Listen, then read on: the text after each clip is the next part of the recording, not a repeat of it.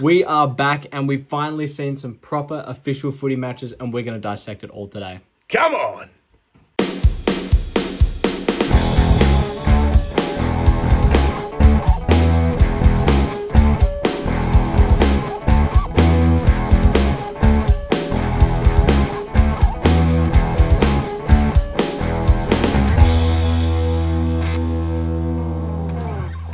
Hello and welcome back to Off the Mark, an AFL fantasy podcast. I am Mason. And I'm Casey, and here we are, mate. This is the biggest week in fantasy, bar maybe the last one. But I reckon this is outright make or break for your season right here. Before we even start, this is the most important week of fantasy. And it's as simple as that.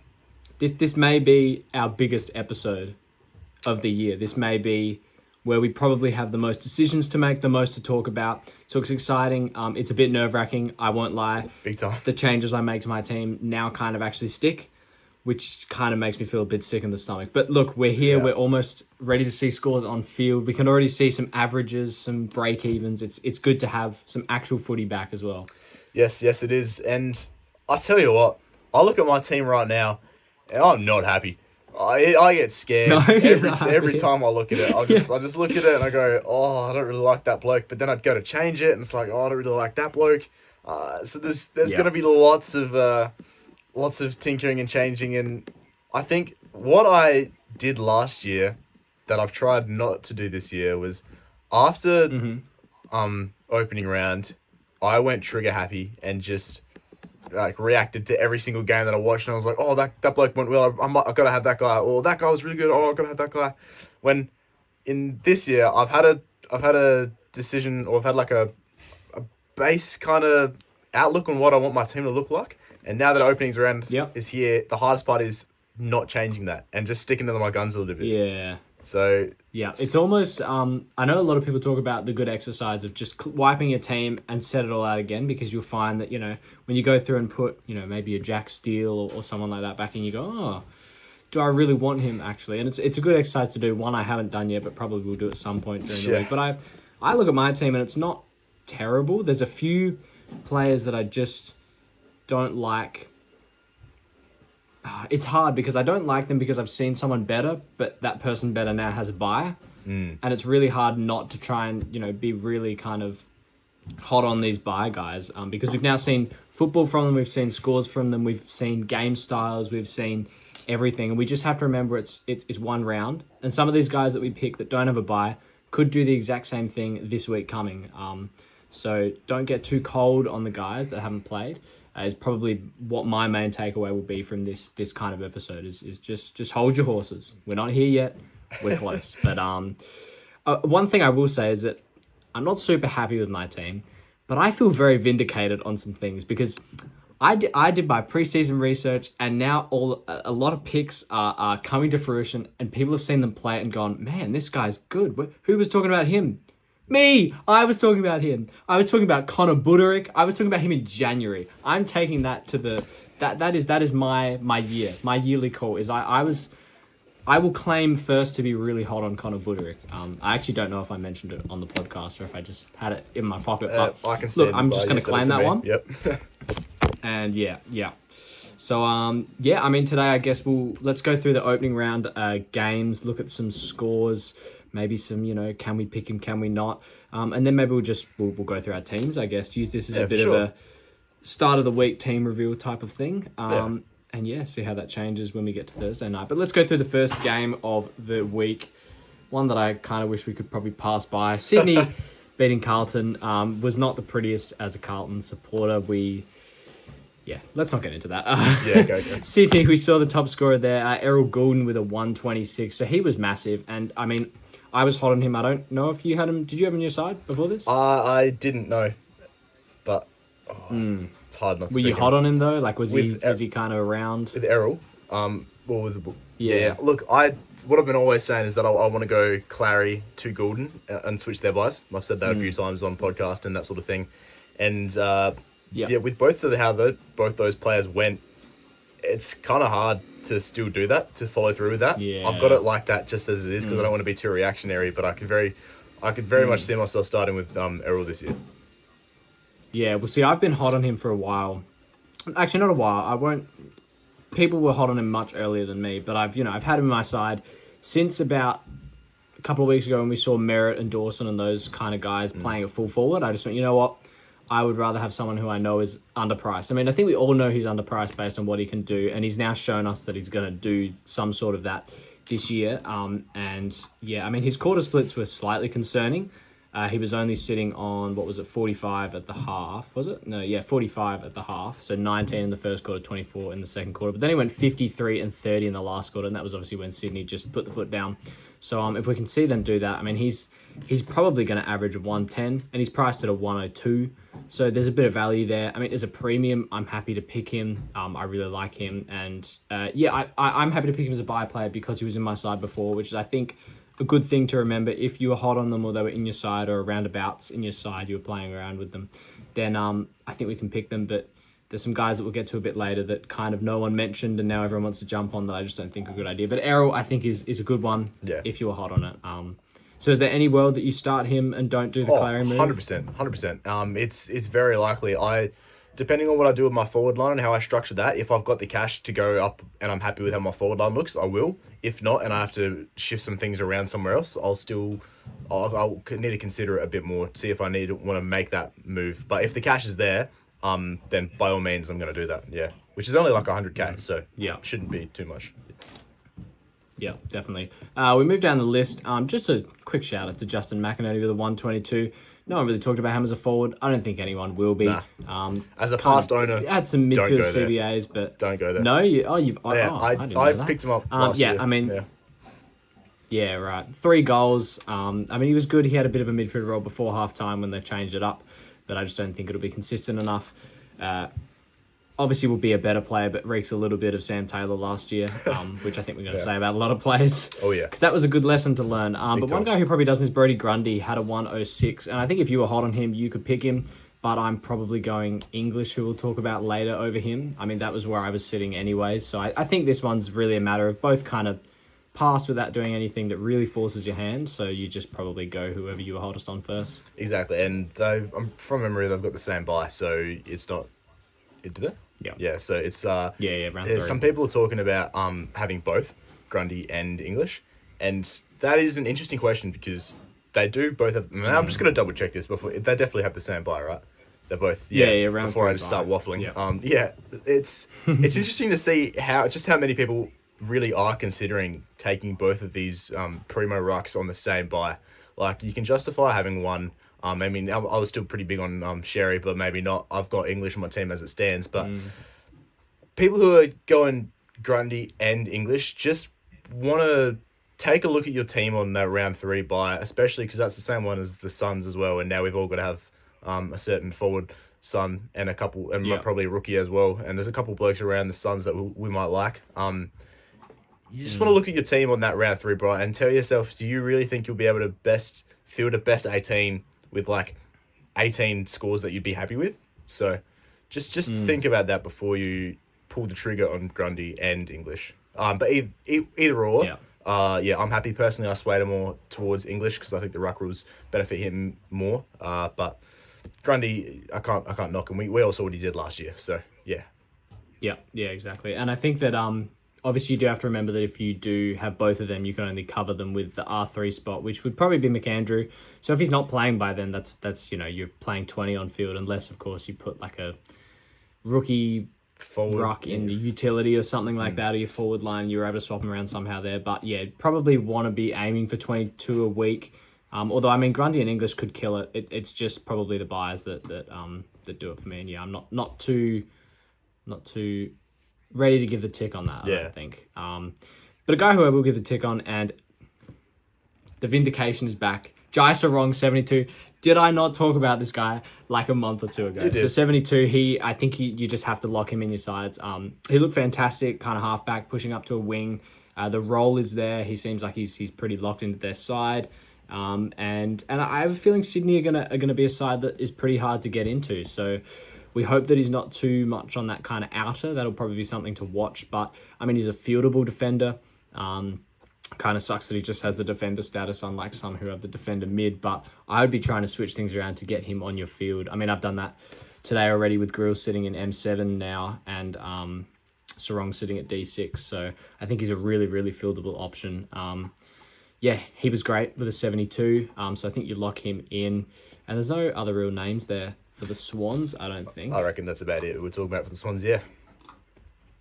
So we'll move over to Carlton, and top scorer for them was Sam Walsh with a 99. Now, he was actually pretty good.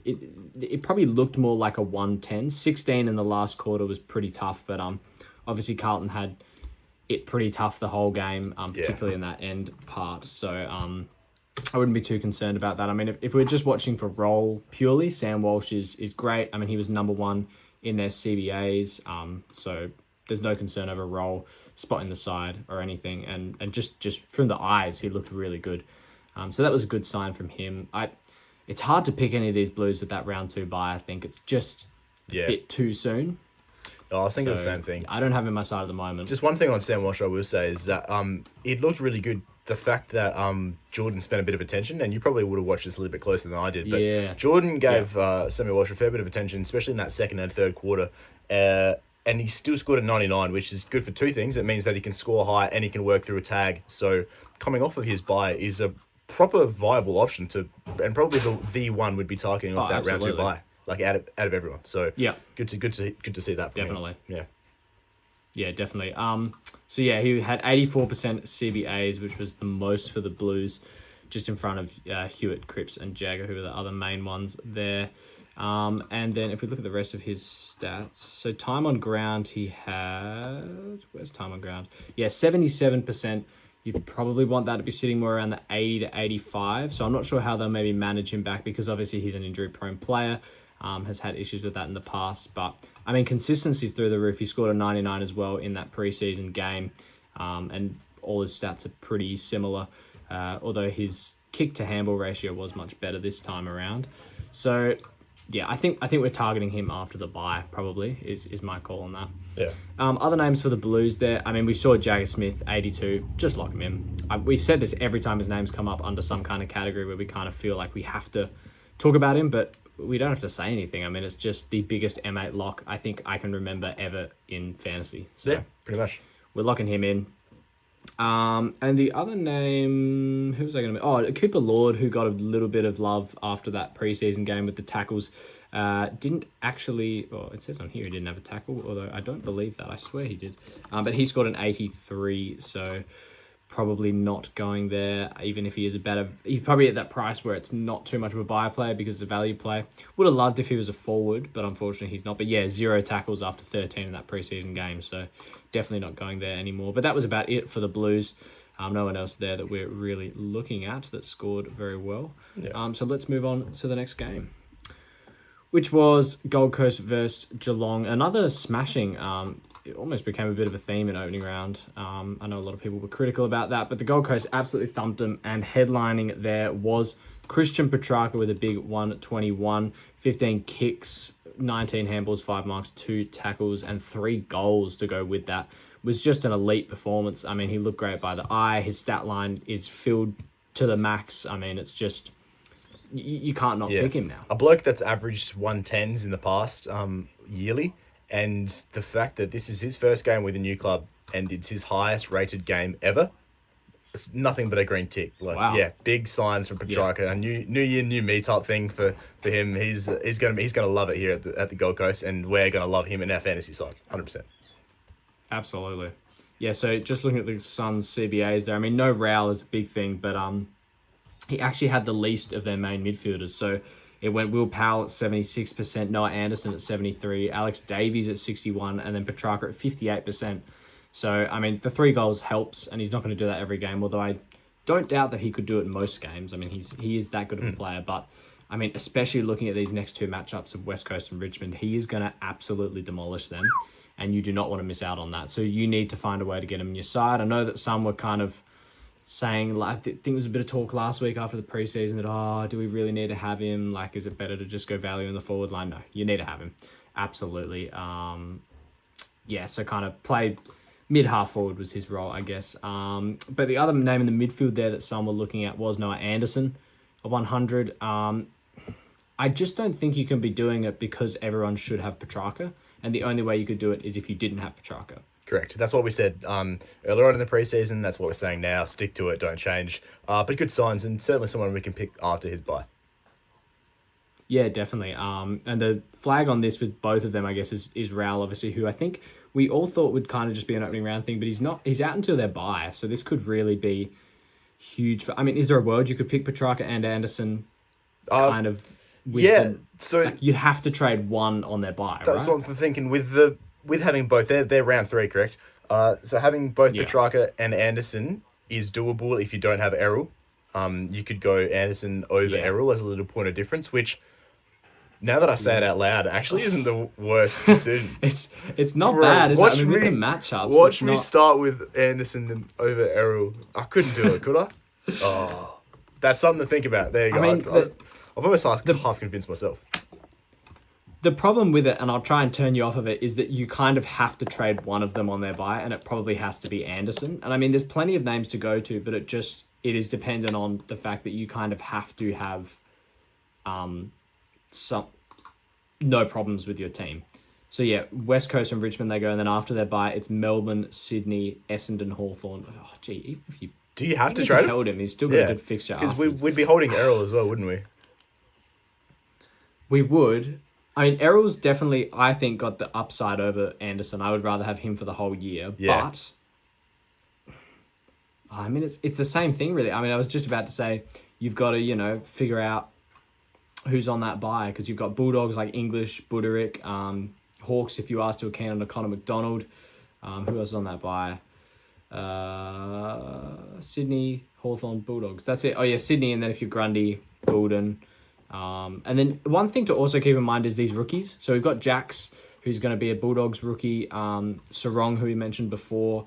I don't think there's any Hawks. Selwood for the Bulldogs was good as a rookie. So there's Lombard, Hewland. You got to have guys to replace these guys when they're on the bye. So we do have to think about that as well. But geez, I mean, I'm finding it hard to talk you out. I know, that's what I'm thinking. He's currently on my side now. I just had a little bit of a tinker around. That fixed the Oliver thing that I was talking about. So who do you think scores more? So Errol will go up more in price because he scored more in opening round and had a lower break even. But price is not really what we're looking at with this premium. There's more scoring. Would you rather have Anderson over West Coast Richmond with no Raul, or would you rather have Goulden over Brisbane at the SCG and Hawks at the MCG? Is that even a question? Oh, but I think you almost have to trade into Goulden afterwards, because then Goulden goes West Coast, Gold Coast, Giants, Bulldogs, Melbourne, North, Collingwood, Geelong, Richmond, St Kilda, Port, and his bye. Yeah. There's like two hard matchups in there. Yeah, I mean, but the question was the start. I'm happy to start Anderson over Errol. And in fact, I am currently starting Anderson over Errol, is what I've done. So You've made the change. I've made the change. I've pressed the button. So, yeah, reactionary here. Here I've gone talking about reactions and I've just done it anyway. That's what Mondays are for. That's exactly what Mondays are for. We've discovered that throughout the year. If you are new to fantasy. Yes, exactly. Watch our trades change from Monday to Thursday. That is a classic off the mark activity. But, so yeah, well, maybe you could start Noah Anderson. We'll talk about him a bit later with some structure maybe, but the other names there were the rookies, and Leo Lombard, lock 75. I actually heard a bit of chatter about whether you could start him at F6. I mean, do you start him over Robertson with these good matchups? West Coast Richmond? That's what I was thinking. Goals. The only thing for me is that Robinson's got that full-time midfield spot. And it's, do you take a forward who plays a little bit on the wing, or do you take that full-time midfield spot? West Coast to West Coast, though. They don't score particularly well. That's why I don't have McCarthy. That's why we don't have Reid, that sort of thing. So you could, but up to you whether you reckon... yeah, I don't know. The ball will be in the forward line more than it will be in the midfield. But hey. Could you start... Oh, well, I mean, they play each other in the first That's what I'm thinking, round. So, yeah. You would think probably Lombard outscores, but could you... Because I'm struggling right now. So if we skip a little bit to the structure of the forward line, I've got Sheasel, Petrarca, Flanders. Yeah. Buderick. But then I've also got Lawler and Robertson. And Lawler is purely there as a placeholder. I actually don't really... We've got the exact same forward line. Love it. Yeah. Could you just save the cash and put Lombard on your field, grab an extra rookie, and hold that over the buys? I mean, is that the worst play? It would mean that on your field, you're going to have Petrarca, Buderick, and Lombard on that buy. but could you do it? I mean, they're both. You would think that at least until Lombard's bye, you've gotten 3 rounds to find a good forward. I think that the score difference between those kind of 3 guys, like the score difference between Lombard, Robertson, and even a Lawler isn't going to be more than 20 points. Like on a really good day, I'm thinking it's more within. Like I can see one of them hitting a 75 and then one of them hitting a 90. So like, which is big. That's 15 points. But then again, if you're changing your structure completely based around it, I don't think we have to, because it could be the complete opposite the next week. I think they're in that, especially with Robinson and Lombard. It's just going to be pick of the mill which way you go. You'll probably go Lombard with the first 2 because he's got the better run, and then you go to Rob on his bye kind of thing. So. Robertson's got North in round 2. So would you rather Robertson against North or Lombard against Richmond? Oh, we've got a week to think about that. We'll see what they're like. Probably against midfield against North, probably. But yeah, like I said, we'll see how they both play and how they score against each other as well. But I don't think we have to change our structure based on that kind of price range. Like, you're looking more for value in cash cows rather than you're looking for scoring options on your field in that kind of price range. And I think we need to keep that mindset when we're picking our side. I think it's probably like if it fits your structure and you don't... Like right now, I don't love Rochelle, Reed, or Lawler. And so that Lombard coming on could be a completely viable option and use that cash somewhere else where, like in my midfield, I've only got 1 rookie in my midfield. So it's like that's... if it suits your structure, I think you're right, then you could do it, but don't do it just because it could save you a bit of cash, I think. And then the other rookie there was Zeke Euland with a 42. Not great, is it? Oh, good. No, he's not in my side. He wasn't even going into opening round. He wasn't in my side. I just kind of turned off him after those preseason matches, just watching how he played and the role he has. Like I said, impact over fantasy scoring. And he got moved. He had a good opening half, played well, and then got moved on to Ollie Dempsey, and you saw the difference in skill, let alone fantasy scoring. So happy to go someone else. Like if you've got Euland and you don't have a Sarong, that's you save cash and you get a better pick. Just like little things like that. So if you still like him, plenty of great options out there. I don't know. I wouldn't pick him personally. Yeah, and it kicks off his cash gen. Correct. It doesn't kick off his cash gen. It kind of sucks. So his break even right now, as it sits, if I can get that up, break even is 33. Which he scored a 42. He might not even. It's West Coast, but he might not even hit that. I mean, it's just such a. I think he'll pop an 80 or something at some point, and that's probably when we jump on. But I'm not willing to start. I don't think there's too many other good rookies, and he has a bye, so you can't cover him on that round 3 with some of your premiums. Over to Geelong though, and we're not too keen on most of them. Just to watch on Brian Myers with a 121. He'll be someone we definitely look at throughout the season to upgrade some of these value forwards we have. Tanner Bruin's the 98. I mean, you just have to lock that in, don't you? 100%. He's locked in my side. He was even before the game. Watching him have that halfback role, he eats up, and he's a really good kick as well. I didn't know about that. He from like the defensive 50, taking inside kicks in like pinpoint through the corridor. So Geelong will want to use that to their game plan. So he won't be getting any less ball. I reckon it's just I can't think of anything to fault him. Yeah, definitely. So he just had the 1 kick in there, but he had the same in the preseason game, but he had 43% CBAs. He had 3% in this game. So the midfield role is completely... He played purely half-back and maybe pushing up a little bit onto a wing as well, which most do anyway. So the role is what we want it to be. You talk kick-ins. He didn't have any... He had the 1 you said, but he had 5 marks, and 3 of those... This is just eye test from what I remember. 3 of those were the first kick. Yeah. So the kick-in goes to him, so he gets a +6 instead of a +3, which is arguably better. So don't mind that at all. Yeah, and obviously, I mean, we're talking about... We don't like these... clubs with the round 2 bye, but with these kind of value options, I think under maybe the 700k mark is where you can kind of just put a null on it and go, you know what, I don't care when their bye is because they're that much value. Yeah. He's going to go up in cash so quickly. So plays Freo, then bye, Crows, Hawks, Eagles, Bulldogs. So not the easiest run, but I mean, someone like a halfback, and Geelong are not a bad side, he's going to do well. So he's got a 49 break even going into round 1, price at 5.17. he should make some cash pretty quickly. And it's just, well, for me at least, for most people, it'll be just him and Jagger on that buy, so easily coverable. And you still field full 22 of like probably decent players as well, because they're probably in your last 3 midfield spots, which are just rookies anyway. So you just sub them in, and then it's not really anything you bat an eye at. So, yeah.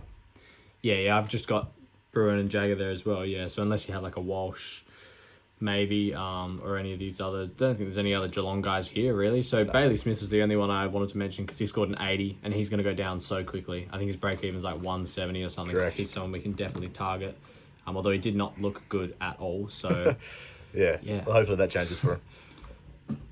Yeah, 116 break. Oh, there must be something. I swear his break even is much higher, or should be much higher. There might be something.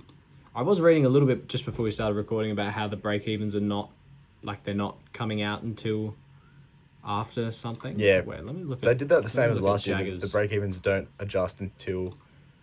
Yeah, so Jagger's break even's 22 still, but I mean that'll be like minus. Yeah, their break evens are. Whatever it is, they treat it as in, so if they were to play this their first game, their break even would be that. So it's like everyone has the same kind of break even level, not factoring in the extra price rise. Right, but then when Jagger plays in round 1, he's playing with a whatever his break even is now, not with a 22 break even. Correct. Yeah. Okay, well, forget everything I've talked about with break evens this podcast. But I mean, Bailey Smith will have like a 150, 160 break even, so he's going to get cheap real quick.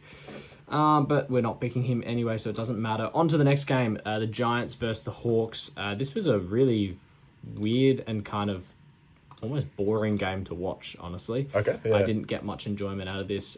Top scorer was Jake Stringer with a 97, and that was because he kicked 5 goals, 4. Yeah. And the Hawks didn't even have anyone over 90, so we're definitely not looking at anyone from these teams, I don't think. But just to go through the names that we have come up over the preseason, Cornelio with a 94 did have that good midfield role, and even with Callahan, who we didn't expect to be back this early, but I don't think we're picking him unless he picks up forward status. But even then, probably. Yeah. Well, I say even then. Yeah, and it doesn't look like he will either. I don't think he will. If the only way to get that is if no, Callahan's back. Yeah, no, he's not going to. Anyway. Yeah. Let that be. Well, a lot of people are talking about Joe Fonte, who scored a 90. Could this be the Sam Taylor of last year? Yeah, it certainly could. What did you pick from his role? He played kind of like a.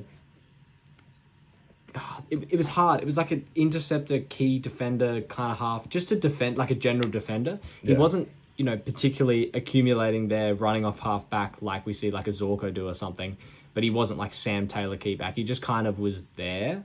And I don't know, maybe that role gets better once Sam Taylor's back. I mean, where is he? Laverde looked like he was playing a bit more of a key defender role as well as Buckley, who usually does anyway. So that was kind of the two keys. Yeah, it was hard to kind of pinpoint a role. He just kind of was a general defender. But I mean, 9 marks, that's amazing. I just don't know if he can sustain it. And yeah, we didn't talk about him at all through the preseason. And yes, some of these players are going to slip through the cracks of our research, and we're not going to, get much intel on them. But I just don't think you can do it if you weren't keen. No, exactly right. You hit it on the head with the Sam Taylor of last year. It's the same club, same thing, except for he didn't even score a ton. We're not doing it. Yeah. Other names there. So Clayton Oliver, who we've already spoken on, 89. We're not picking him, are we? Nah. Lockie Whitfield had an 87. We're not picking him. Callahan, 86. We're not picking him. So these are the names that, were pretty popular over the off-season. Toby Green had a 77, which, I mean, he had the midfield role, but he scored lower than his price. So we just can't pick him now either. What'd you read Kieran Briggs, a 67. Yeah. Terrible. What did you read from Harry Rouston? I know you were maybe hot on him going into the opening round, but not so much afterwards. Well, I was very hot on him. I actually had him over Bruin in my side. I saw Bruin in that first preseason game, chucked him in, and then I saw Rouston, chucked him in, and he did have a good role. The problem for me was the time on ground. It was quite horrid. He had 61%. After 71% in that preseason game. So 10% less TOG, and he scored 10 less points. I mean, same amount of CBAs, 58% in the preseason, 56%. So pretty much nothing changed except that TOG. And he looked good when he was on the field, but he wasn't on the field enough. And I wonder if that's them, seeing him as a young player, wanting to kind of ease him into things, whether, you know, the fact that Callahan was in and they had Toby Green in there, who I think was their biggest CBA mid, or at least near it. I mean, I don't think there's much need for him anymore. We talked about their, you know, midfield woes. I think their midfield's pretty much at full strength as it will be this year. I mean, obviously without Tom Green, but he went back. So yeah, Clayton Oliver and Finn Callahan, 83%. Then Toby Green, 67%, and Harry Ralston, 56%. So yeah, I don't think it's one that we're picking. No, fair enough. Yep. Well, moving over to the Hawks, and top scorer was James Sicily. Did he not get enough love in the preseason? No. Well, no. Yes, he did. No, he didn't not get enough love in the preseason. He's bad. We're not picking him. Is my point. He's not bad. Right. Yeah, we're not picking him, but like, did he? No one talked about him. Did he deserve at least a little bit? We've kind of seen this before with Sicily. A couple of years ago, maybe I think it was 3 years ago, he was top six for defend. I think it was even in the forward line. He was top six wherever he was, and we had him in our sides, and he was scoring hundreds easily, and we wanted him in our side. And then the next couple of years after that, every time he had a couple of good games in a row, everyone was like, "Oh, this is the Sicily of old," and then it would drop back down to the mid 60s, sometimes even hitting a couple 30s, 40s, that sort of stuff. I don't think he's going to be anywhere near as consistent as he has been in his past few years, especially with Mitchell having the ability to just swing him forward, which they didn't do in this game, obviously, but they did last year, and they did a lot the year before that. It's not good for his fantasy scoring. It's good for Hawthorn as a club because he's great contested mark and goal kick, but I don't think we can take that risk with someone priced. I don't even know what he's priced at, but I just don't think we can take that risk with him. Yeah, so he's priced, what is he, 830, so around, 80. So that year you're talking about 2023, he averaged 104.5. In that year, he averaged 26 touches, and then the 2 years after, so 24 and 25, he's averaged 21 touches. And it's really his handballs that dropped a lot, so it seems that, I mean, from that, I would gather that he's become a bit more of a key defender and interceptor. I mean, his marks dropped from 2023, 9.9 to 24, 7.6 to 25, 6.7. So it's dropped to, like, he's not running off halfback as much and being the kind of, you know, mainstay back there. He just kind of floats around wherever they need him to go. So yeah, I think the role is not there. And I mean, the 89 is good, and top scorer for Hawthorn is good because I think a lot of people have forgotten this in reading these scores out. Hawthorn do not score. They don't score. They didn't have a single player average over 100 last year. So this is an average Hawthorn score, is 1,400 total points. So I mean, we can talk about, let's talk about Connor McDonald, 79. Not great, but I mean, only Sicily, Newcomb and Ginnivan scored more than him. So when you look at it like that, it's fine. But he's doing this in, you know, a side that doesn't score very well. So 79 is exactly what he will score. And I don't think we can pick him for it. Yeah, no, I agree. I think it's hard to see that happening. Not that happening. It's hard to see us picking a Hawthorn player. We're all hot on McDonald. Some of us have been hot on Newcomb with the departure of Warple and all that sort of stuff. But it's kind of like everybody gets a slice with Hawthorn. Like everybody, no one racks. No one puts you'll have a couple of above average games here and there, sure, but on average they're all kind of about there. Because you look, this top half of the fantasy scorer list is all Giants, and then the middle is basically all Hawks, and then at the bottom is all the rest of the Giants. So like their worst players not that bad, but the average is lower because they're not going to score. We're not talking about them. We're not picking them. Now I'm just clutching at straws to get my sentences out, but you know what I mean. Yeah. Exactly, and just another one to watch there, like Bailey Smith. Dylan Moore scored a 43, so watch for him for your forward lines, because he, although inconsistent, can pop a big one. So if we can pick him up for quite cheap, he could be good. But let's get into the next game, which, tell you what, this was fun to watch. Yeah. I was out on Saturday night, but I made sure to catch glimpses of it, particularly the last 10 minutes of the quarter. Oh, it was fun to watch. Footy felt like it was back when this game was on. And also because it was 2 days after the Carlton loss, and I'd kind of gotten over it a little bit already. But anyway, Brisbane, top scorer, Dane Zorko with a 142. Zork mode! Yeah, we're not bringing the button back, but the problem is we might have to, because he's showed no signs of stopping. He literally all through preseason, first game, 142. Brother, we can't pick him, but can we? No, You can't say that 142. He's not going to do that again. Oh, and I think that a lot of the thinking here is people are going, oh, if we can't get him now, when are we going to get him? Like, you're going to have chances to get him, probably just not in the first 6 weeks while we're kind of messing around with what didn't work in our side. But no one's really going to, like, I think we can only say that when these players are going to be, like, high in ownership. And sure, some people might, I'll just check his ownership right now. What is it? Where's ownership? I can see the ownership in the... Oh, there we go, ownership. 2% of the league own Zorko. So, wait. Actually, that might be before... Oh, yeah, so 2.1% own Zorko. So he's not going to hurt you.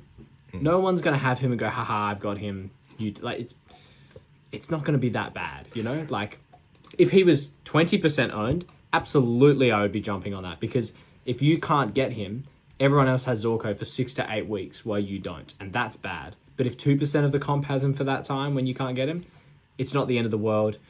There's players that we're keen on that, Rosie could do something similar. Jack Sinclair could do something similar. A lot of these midfielders, Errol, Butters, Dawson, any of these guys, Ruckman, a lot of players can do what he did. I think it's a little bit of, man, we've had him before. It's going to suck not having him because he's such a good player to own. He's so good to watch when he gets onto one of these. But yeah, I don't think we can do it with a round 2 bye. No, it's fair enough. And I was kind of thinking the same. I was just putting him out there because you can't say no the fact that this guy's next. Oh, you have to talk about it. Yeah. Yeah, absolutely. And he's going to... I'm just going to say he's going to be. Not he could. I reckon he's going to be a top 6 defender this year. I reckon he will. Yeah, I could see it. I mean, he's 37, but showing no signs of slowing down. But with this 142, so he went over 128 times last year, which if I just look at some other, mega premiums, let's look at Bailey Smith, if I can get him up. Because I from what I'm thinking right now, I don't think he hits these ceilings as much as we probably think he does. It's just because they're he'll hit a 160 3 times a year. Yeah, so Bailey Smith, 11 games over 120 last year. Who else was a good player last year? Just in general. Yeah, just higher average. Bond. Wangan and Miller. Yeah. How many 120 pluses did he have last year? I'm going to assume a lot. If this loads. Oh, okay, 7. So, look, maybe I'm wrong. Maybe he does score that regularly, but I just think we're getting very... He's not scoring 142 every week, is what I'm trying to say. Yeah. This is a ceiling score. Oh, for sure. And we don't get it towards our sides, so... Yeah. Anyway, on to the next Brisbane players. There's not really anyone else there, except for Kitty Coleman, who obviously we have talked about. Now, this is a really hard one. 73. Now, if you ask me before this weekend, or the weekend just gone, what's his line? I probably would have said 75 to 80. Is 73 fine? Yeah, I suppose it is. But purely because of the role, because he was playing down back, wasn't he? Like, he wasn't playing that shitty half forward role that he had in the preseason. Like, Lincoln McCarthy left the chat. Yeah. Like, he wasn't just... Like, he had that halfback role. So I think the role is a tick, which I think was the main question we had for Kitty. Obviously, scoring was a question, but see, I personally don't have him. I've gone Windsor, who's about the same price, but I same, and I just think that's the better pick with no buy, to be honest. I agree. I think, but okay, I'm gonna leave it with this. I couldn't fold you if you've picked him, but I can't do it myself. Yeah, I think if it was an 80 or an 85, it almost forces our hand to have to do it. Correct. But a 73 doesn't kickstart his cash gen enough for that to be enough. I mean, he's priced at what, around 51, 52? It's only 20 points of upside for a guy who's 550k. You'd want that to be probably 25 or 30. So I don't think it's enough, personally. Yeah, okay. Yeah, fair enough. There's no other names there for Brisbane, but it is worth talking about their outs. So McCluggage out with a calf, and it looks like he's going to be out for a fair while. And then Harris Andrews out for 3 weeks with a suspension, as well as Zach Bailey got suspended, I think, as well, and someone else got suspended, but I can't remember who. But it does leave some doors open. Does Hugh McCluggage make way for a Dan Annable? We saw... is it Zane Zakastelski? Zakastelski, yeah. That was pretty good. Yeah. So he played kind of like a second ruck. My issue with him initially was, well, when Draper comes back after their round 2 bye, he's probably out of the side. But with Harris Andrews now out for 3 matches, which of course takes him to round 4 because of their bye, so round 5 he'll be back. Do we get enough out of Zakastelski to put him at R3 if we're not willing to go the McAndrew Vicentini play? Because he's probably going to play. Yeah, I think I have got more faith in a Cooper Duff Tyler for being locked into the side, not for scoring. I think Zakastelski could outscore CDT, but I think that as far as job security goes, CDT's is probably better, even though you just point out what you do. But it is Brisbane.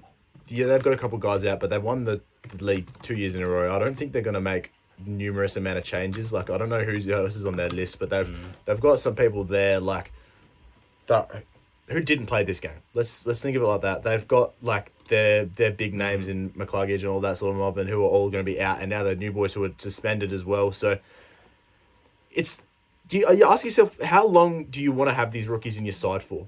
Are we expecting to move them off straight after the preseason buys? Because if that's what we're thinking, I think we need to change the way we're thinking about it. Because realistically, we're not going to get rid of our rookies straight after this round 4 buy. It's going to be more like round 9, round 10 before the mid-season buys that we're really looking to start to upgrade a couple of them, and then after the round 16 buys, when we're full guns loaded, that's when we're getting rid of them all. So you think job security on the long term? Like, so when you mentioned the thoughts of Dan Annable coming in, we had this a couple of times with rookies coming in, and then they'd pop a good score and people would jump, and then they'd be out of the side for 3-4 weeks later. And they've only got up to 400k as opposed to someone who's gone up to 600k just because they're in the side, they're ticking over, that sort of thing.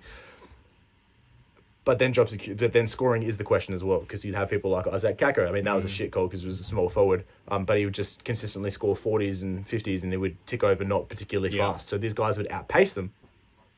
But I think we can't deny the fact that job security is an important part when we're picking our rookies. So yeah, I think if we're playing... Probably the most important part. Playing this ruck game and taking a gamble on McAndrew is enough to not take a gamble on another bloke like Zakastelski, who is pretty good, don't get me wrong. But I think you can only afford one gamble. I mean, you and I both taken the Vicentini gamble as well, but you could probably only afford to take one. And with the rookies, I just don't see the need to take a gamble with the rookies. I think you just pick the blokes that... Sure, if we've all got the same rookies, that's fine. We've all got the same price gen. We're all moving in the same direction. And if someone pops, we all jump on that together. So it's you look for point of difference, but not with the rookies kind of thing. I've spoken a bit too much about this now, but I feel pretty strongly about this. Like, I don't want people to feel like they've been led astray with how to pick your rookies, what type of rookies to pick. So even if Dan Annable is a green dot, I would recommend against picking him because of what I said before. He probably isn't in the side once they get all those blokes back, and then he's going to be stuck on 370k at like round 5, round 4, and it's like, oh shit, what do I do with him? So yeah, you don't want those players to be kind of like stuck on the... You don't want just red dot. You don't want a red dot stuck in the bench. 350 to 400k because it's just not quite enough. Yeah, like maybe 400k is like enough. The one thing I'll say about Zakastelski is he is a defender ruck.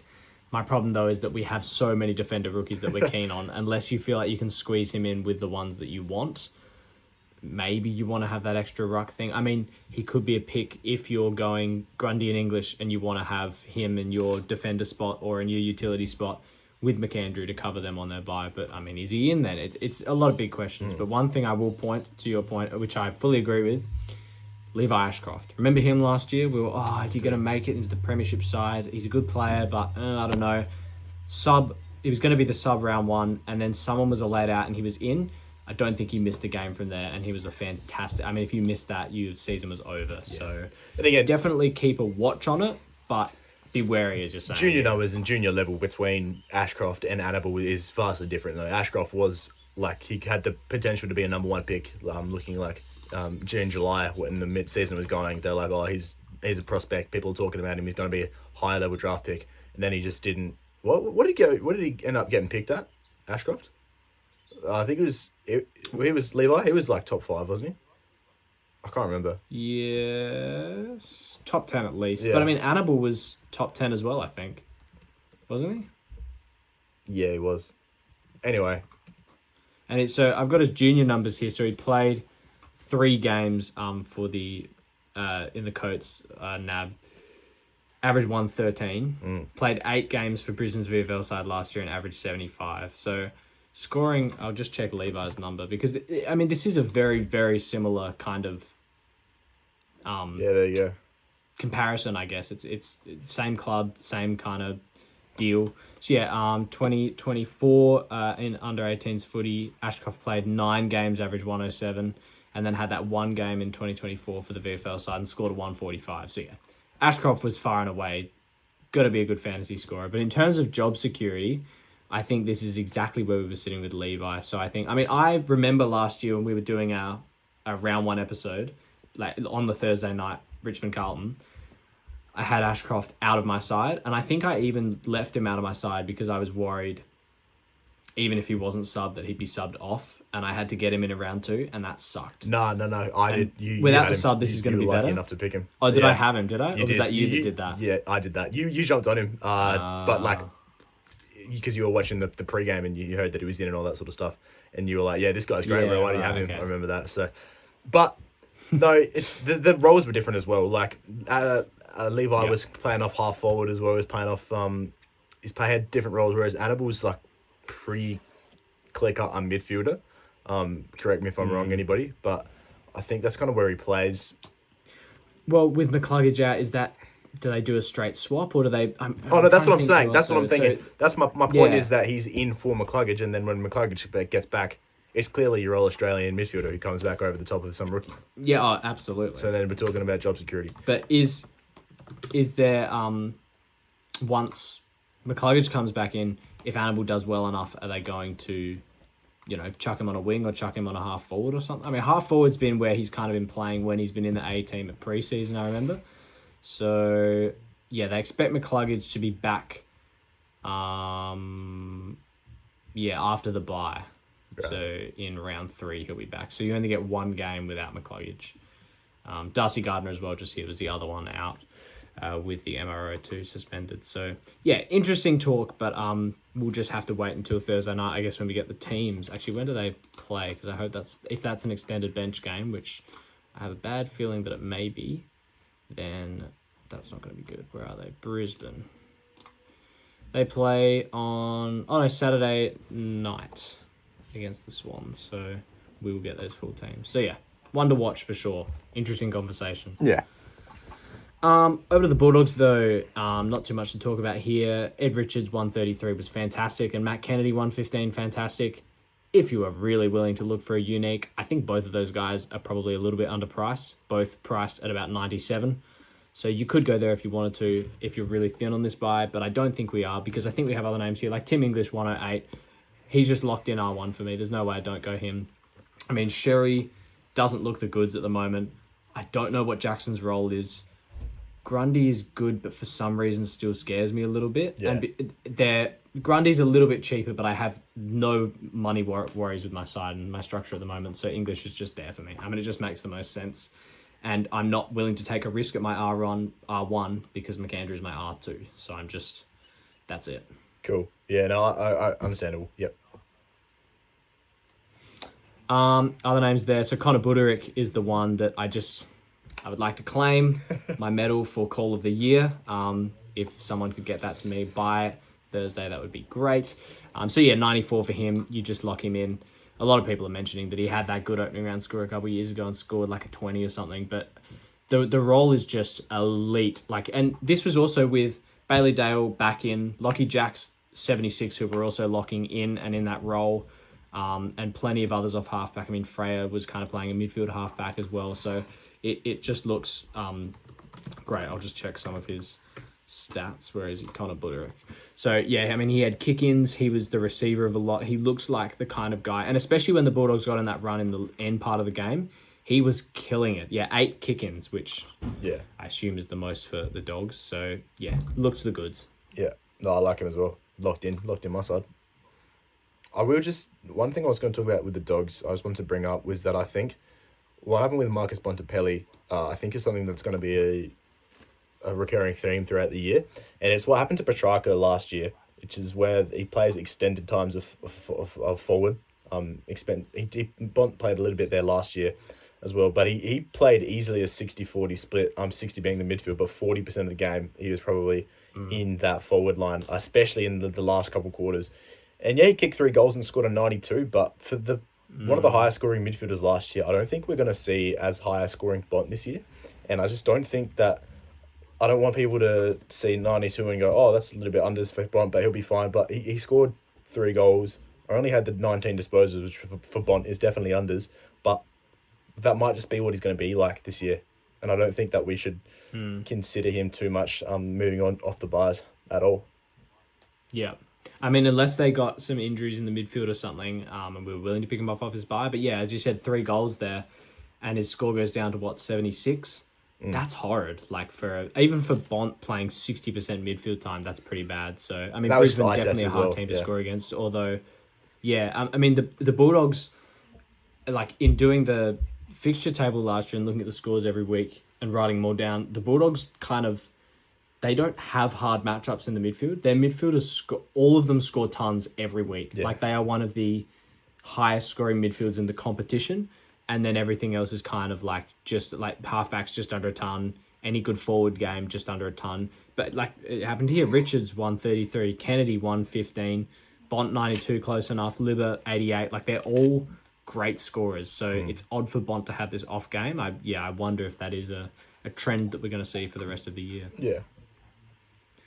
Well, let's move to the last game of the round, and that was the Saints versus the Pies. Another pretty good game, and one that, I mean, St Kilda were irrelevant, but I thought the Pies were irrelevant until we actually got to some of the meat of this game, and that was the points scored and the game plans, which I think is the main takeaway, almost from opening round, but from this game particularly. So Collingwood scored 18-16 as their total points, 1,816. That was a lot of points. And it was because the Saints let up a lot of marks. So if we just go through their top scorers quickly before we talk about them, Josh Dacos, 141, had 13 marks. Nick Dacos, 136, had 7 marks. Dan Houston, 120, had 11 marks. Braden Maynard, with a 119, had 13 marks.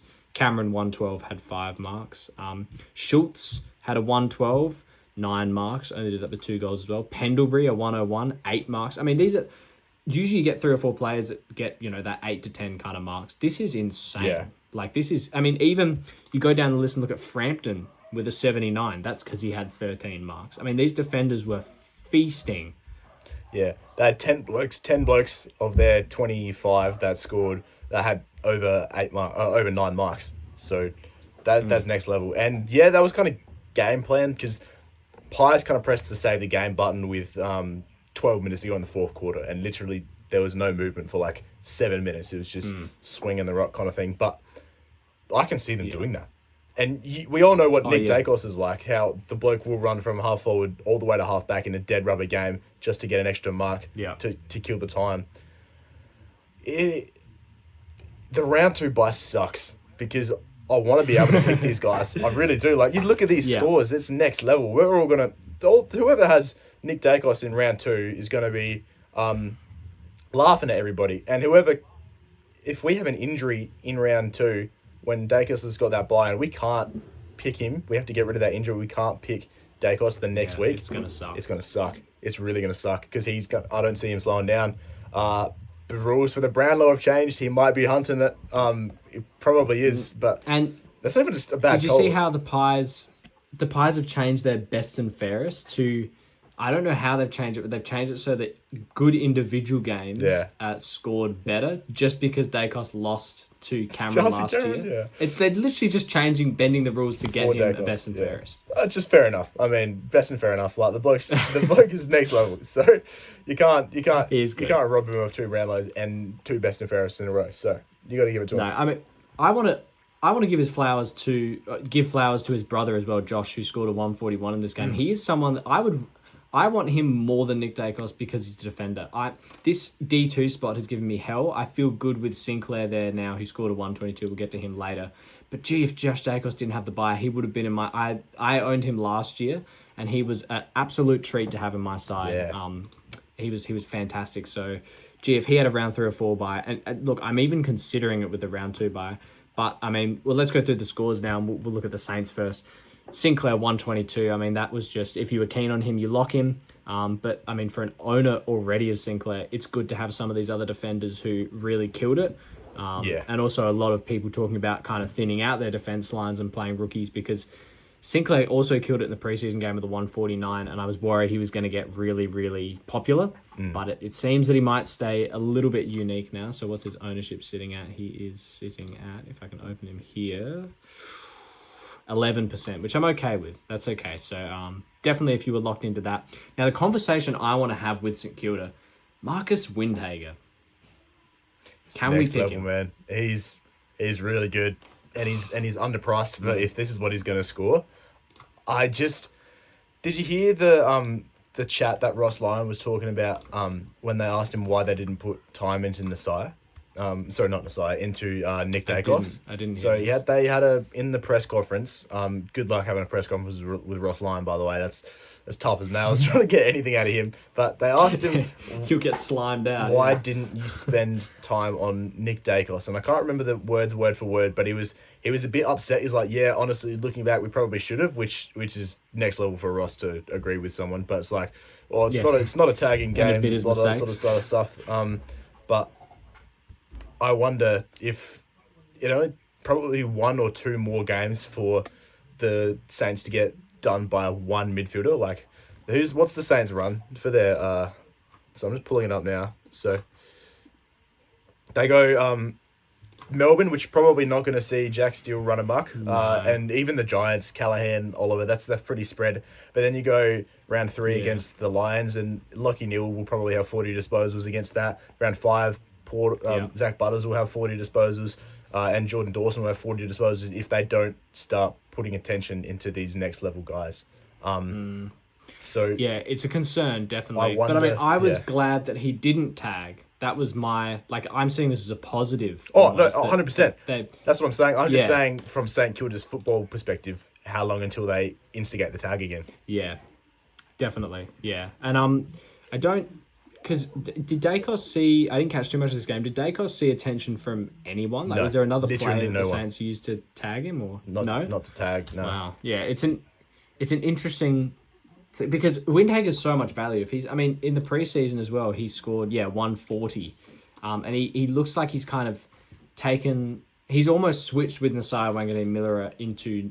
not much midfield time to more half-back time. And Wanganeen Miller is kind of mostly midfield with a little bit of half-back as well. So, I mean, if he's back there with Sinclair, I mean, it feels a bit dirty having both of them in my side, but man, he is so much value if he averages, even just over the first 6 rounds, if he goes 100 to 110, that's 20 to 30 points of upside with a premium in your side as well. I mean, this is not rookie upside. This is premium, underpriced premium areas, priced at 860.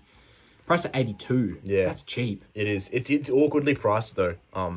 Like, if that was in the defense line, we'd be loving it because we've got a lot of blokes around that kind of price, or we had at least. But with this, like, you got your Parish and your Parish at like your 750, and then you go, and you're not moving off Parish, and then you like below him's like probably Tanner Bruin for most people, and above Parish is probably your Sarong Welsh areas, and it's like, where do you fit him in? Who do you take him? Who do you take out to get him in? And then that would dictate your structure. That would change a lot of things. So. Definitely, yeah. Well, I'm going to keep watching it throughout the week because the Saints fixture, I mean, you just read it out then, it's not terrible. Melbourne, Giants, Brisbane, and then bye, and then Port Crows, Eagles, Carlton, Gold Coast, Richmond. They've got a nice run after their bye, so maybe it's one that we just watch until his bye. But I mean, then he's going to play 3 more games and probably get priced up to like 95 if he's still averaging this. So it's a hard one with these round 4 bye players because it's not like the round 2 where we can say Josh Dacos, if he does this again and goes 140, he's going to be, slightly above what he was priced at the start of the year, but man, he's still reachable. Yeah. Whereas I don't think some of these guys will. Yeah. A guy who shouldn't need to be reachable because he's in your side is Sam Flanders, so 100. We're picking him, although he did have a slow start, 14 in the first quarter. If anything, that's just better. We're locking that that's in. Just more ticks. The fact that he's able to put on 90 points in 3 quarters is awesome. Because if he plays a full game, then he's going to get 120. So that's really good to see. Definitely. Jack Carroll, the rookie with 78. I'm not sure whether this is the lock people are saying it is. I don't trust his job security as much as some others might. Yeah. He, again, played great there next to Sinclair and Windhager. And, if Windhager does go back to tagging, he's going to have a more increased role. But I just wonder if maybe, as a Carlton supporter, I watched him play a lot. He never played off half back for us, but his disposal's not fantastic. And it doesn't seem to have changed much at the Saints. He's a rookie player still. He beat 21, 22. So he's not, super experienced. He's only probably played a handful of games. I'm not sure if this is the pick that everyone's seeing, or the lock that everyone's saying it is. But, 78 for a rookie, 332K. It's pretty good. You kind of do just have to do that because it kickstarts his cash gem. But it's not a lock, I don't think. Yeah, I think for the last couple of games, we've done a pretty big ramble on rookies. So I think let's just quickly skip to Philippou, and then we can start talking about our teams, starting with the midfield rookies, and we can talk about Jack Carroll. Yeah. So Philippou was disappointing. 66. I just that was think, terrible. Yeah, if you had him, you probably jump off. If you're thinking about him, you say no. I have. Yeah. That's kind of what I had. I don't think anyone else from the Saints. No. So if we wanted to shuffle over to like our teams, what they are now, and the kind of structure we're looking at, the kind of thing we're doing. So for me, I've got in my defense, I've got on field, I've got 2 rookies. I've got Sarong and Blackiston, who will count under 400k. We'll count that. And then midfield for me is Bruin, and then 2 rookies, and then defense is Robinson or Lombard on field. So I assume you're the same. Yeah. So I've got Blackiston, Sarong in the back line. In the midfield, so Parrish is my M5. I've got Xavier Lindsay at M6 just because he plays the Saints this week, who we just saw how many marks they gave up to, and Houston, all those backmen, Maynard, Quainer, all scored 95 plus, most of them 100 plus. I think that it kickstarts his cash gen well, so I've got him there, and then Bruin at M7 and Jagger at M8 because I did have Dyson Sharp on field, and then I moved him on to have Gruel on field in M7, but he's sitting in my utility spot at the moment, and again could be there instead of Sarong. We'll see. And then McAndrew in the ruck, and I've got Robertson sitting there at F6. And I don't think I will go Robertson and Lombard like I talked about. I think I'll find someone around that Lola price, but yeah. What about your premiums and your mid prices? What are they looking like? Yeah, so for me, I go defense. I do have Rosie and Sinclair at the top, like most people would, and then I go Bergman and Windsor. So I've got McKercher and Windsor. Yeah, they're 1k apart. That's an easy swap. McKercher's still got that injury side next to him, so mentally, for me, that's a little bit of a will he be okay? Will they ease him into the side? That sort of thing. But then again, it'll be a watch. Bergman missed preseason as well, so he's. I had Bergman for the run. Yeah, absolutely. And the word on McKercher was that he was going to play VFL this weekend, just gone. And then they kind of decided to err on the side of caution and not play him. So, if he was ready to play this week, if it was an AFL game, pretty much, I think they would have played him. Okay. And so I think he's now going to have a week where he's, training to be fit. I feel pretty confident that he'll be all right. But, Bergman for the run is the only other thing that could sway my mind if he is. So what have you got a verdict on his injury? Because he was out with a foot nerve thing in the preseason, which, to my ears, sounds concerning. The word is he's good to go, I think. I think it was more just precautionary to leave him out of the side. If they played Horn Francis and they didn't play Bergman, then it's a little bit of a worry because Horn Francis was a little bit more serious. But then again, from what I've seen, it looks to be all good. I haven't heard the bloke for Port Adelaide that pains me to say it, but did have a little bit of an injury worry was Will Brodie. Had a little bit of a shoulder thingy, so he's come out of my side for Jack Carroll. But if Will Brodie is named, even in the extended squad, I'm going to do everything I can to put him in my side because I think that's too big of an opportunity to miss. And I've been really hot on that for the entire year. You have. But yeah, so that's my defense. With those What about guys, midfield? for me, I go Butters, Noah Anderson, Jack Steele, Sarong, which I think most people kind of have a mix of like Butters, The Sarong, four primos, Steele, I like that kind of group, and then I go Parish, and then I do go straight into Bruin rather than I had Lindsay, but I've done a little bit of I spent up in my bench, which I will talk about later. Okay. Yeah. So I've got Goulden, Butters, Steele. I have LDU sitting there at the moment just because I have been hot on him. Yeah. And I'm just the LDU and the Lawler are the two spots that I just can't seem to fill. That fourth primo and the kind of forward. I mean, it'd be handy then to go the two rookies in the forward to upgrade LDU to like a Dawson or someone. That'd be great. But I have to play around with that a bit more. And then Parish M5, Lindsay Bruin, Jagger, and then we're both English McAndrew in the ruck, right? Correct. What's your forward line look like? Yeah. So Sheasel, Petrarca, Flanders. I go. And then I do go down to Lawler, Buderick, Devrob. So missing out on like Exactly the same Rochelle, line, same as you. So whether I but for me with my forward line, I've got Todd Marshall as my forward rookie. And I'm gonna keep him there. So I could Tim, when you're talking about who we put on field instead of Lawler, there's a world in which I go Todd Marshall to Sam Lawler, Jack Carroll up to Will Brodie or to a Lindsay or something like that. I don't mind that. I think everyone's worried about defenders scoring highly, and the bloke's priced at $3.94. I'm just going to point out this Collingwood game where Billy Frampton had 13 marks and scored a 79 in a game where they won and they chipped it around the back half. Port Adelaide won against West Coast, chipped it around the back half. Todd Marshall had an 86 or an 82 or something like that. And Port is going to have lots of waxing time in the first 5 games. So I reckon Todd Marshall will average 75 to 80 over these first 5 games, and then we move him off like any rookie we would. That's why I'm having, and that's why I'm hot on him for that reason. Yeah. So that's kind of my... Yeah. All right, so my forward line's the same. And then just quickly on the benches. So my defense bench is Lindsay and Jax with Grill in my utility spot as that defender mid. And then mid-bench, I've got Sharp, Blamiers, Vicentini sitting in my R3 spot for the moment, and then Dolliston and Lombard are on my forward bench. So I've got no Carroll, which could change because I don't want to miss that. But, I don't know. And I've also gotten rid of Farrow as well recently, who I don't know. There's a lot of good rookies going around, and there is. Part of me feels like I shouldn't have these mid-prices. I should just be fielding them and going more guns and rookies style, but I don't know. Yeah, it's going to be lots to think about, lots to choose, and lots to change, I think, in these next 4 days before the Thursday game where fantasy is open. We have that first lockout, rolling lockout, obviously, of that first lockout on Thursday night. So, still got time. Oh, so excited. I'm so excited. Still got time to make many changes, to make many drastic changes, to, do lots of crazy things that we don't really want to do. But, hey, that's what fantasy is all about. That's what we're here for. And I reckon, with any luck, you guys doing that over these last 4 days, you guys are on the mark with picking your teams.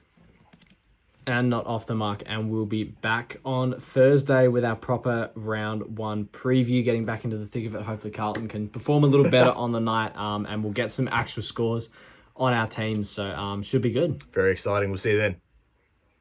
So yeah.